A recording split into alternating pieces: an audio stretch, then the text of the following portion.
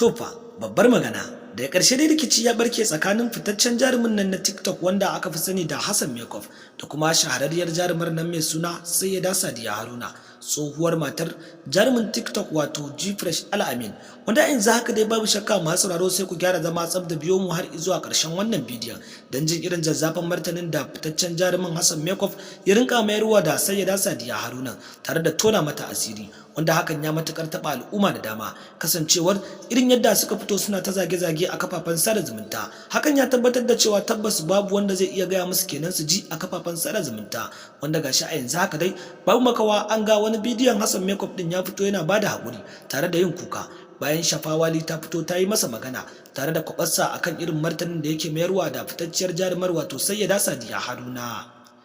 Daga ƙarshe dai za ku ji cewa a yanzu haka fa Hassan Makeup sai dai ya ƙara maida wani zazzafan martani tare da bayyana cewa muddin idan har ta sake tayo masa zazzafan bidiyo a dare to shi kuma zuwa safiya zai fitar da nasa bidiyon hakan na tabbatar da cewa babu wanda zai gaya masa kenan ya ji.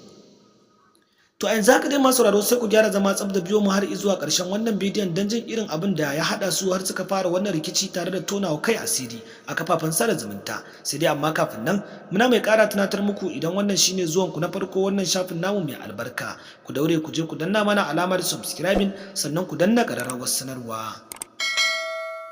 Domin ta haka ne za mu tabbatar da kuna samun dukkanin cikakkun rahotanninmu da kuma zafafan labaran waɗanda muke ɗauke da su ɗin da zarar mun ɗora. Wanda yanzu haka dai babu shakka za ku ji cewa kasancewar irin yadda mutane da dama suke goyon bayan Hassan Makeup ɗin tare da bayyana cewa ya kamata ya kawo ƙarshen Sayyada Sadiya Haruna kasancewar irin yadda ta jima tana fitar da update ɗin bidiyoyin mutane musamman ma 'yan uwanta mata to a yanzu haka ita ma gashi layi ya biyo ta kanta wanda hakan ya tabbatar da cewa mutane da dama sun ji daɗi tare da bayyana farin ciki kasancewar ganin irin yadda Hassan Makeup ɗin yake caccakar Sayyada Sadiya Haruna tare da mai da zazzafan martani zuwa gare ta. Daga bisani kuma za ku ji cewa bayan kasancewar irin yadda Gfresh Al-Amin ya so ya shiga wa Sayyada Sadiya Haruna masoyan Hassan Makeup din sun fito sun maida zazzafan martani tare da bayyana cewa babu ruwansa da wannan rigimar hakan ne yasa Al-Amin Gfresh din ya bayyana cewa wannan fada ne na tsakanin mace da mace hakan kuma yasa ba zai taba sa bakin shi a cikin wannan rikici ba wanda hakan ya tabbatar da cewa tabbas maganar da Gfresh Al-Amin din ya fada ta yi wa Hassan Makeup din ciwo kasancewar irin yadda Gfresh Al-Amin din ke shirin sake auren Sayyada Sadiya Haruna bayan auren da suka raba a baya. Wanda in ba ku manta ba masu sauraro za ku ji cewa tabbas kwarai da gaske Gfresh Al-Amin ya taba auren Sadiya wanda hakan ya tabbatar da cewa tabbas a yanzu haka kuma yana da ƙara wata niyya ta mai da ita gidansa sai dai kuma daga baya za ku ji cewa shi ma fa a yanzu haka Hassan Makeup na shirin aurar Maryam tsohuwar matar Al-Amin Gfresh din. Tabbas kwarai da gaske kasancewar irin abubuwan da ke ta faruwa a kafafen sada zumunta tare da mai da zafafan martani wa juna hakan ya tabbatar da cewa tabbas da akani suke aikata irin wannan badala to da babu makawa shugaban tace fina-finai sai ya dakatar da su ko kuma ya kore su baki daya kasancewar irin yadda suke ta fitowa suna tonawa kansu asiri tare da ƙara bayyana irin abubuwan da wa'en suke yi ma ba ma iya kansu ba hakan ya tabbatar da cewa tabbas a lokacin da Hassan Makeup din ya fitar da zazzafan martani tare da ƙara bayyana cewa a duk lokacin da Sayyada Sadiya Haruna ta zo Kano to tabbas shi take kira su je su kebe a hotel kuma suna aikata abin da bai kamata ba.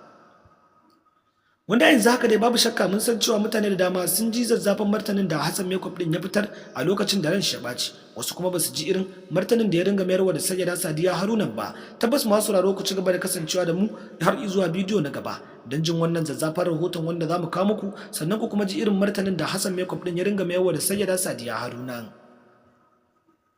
Sai dai amma muna mai ƙara tunatar muku matukar ba ku danna mana alamar subscribing ba da ƙararrawar ta sanarwa ba za ku ringa samun bidiyoyin namu kai tsaye ba da kuma ingantattun labaranmu da kuma zafafan rahotannin waɗanda za mu ke ci gaba da kawo muku da zarar mun dora.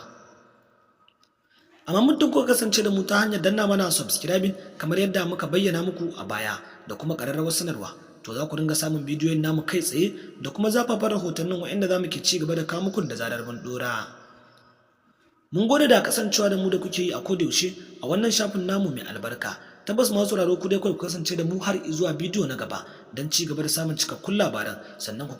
kuma ga zazzafan bidiyon da Hassan Makeup din ya fitar akan Sayyada Sadiya Haruna wanda ya bayyana cewa tana shan nonon ƴar uwarta mace kuma sannan ya bayyana cewa sai fitar da wani sabon bidiyon ta wato update ɗinta wanda ya jima yana yawo a kafafen sada zumunta, sai dai amma ba kowa ne ya san da wannan bidiyo ba. Mun gode da kasancewa da mu da kuke a koda yaushe a wannan shafin namu mai albarka na muryar Kannywood TV.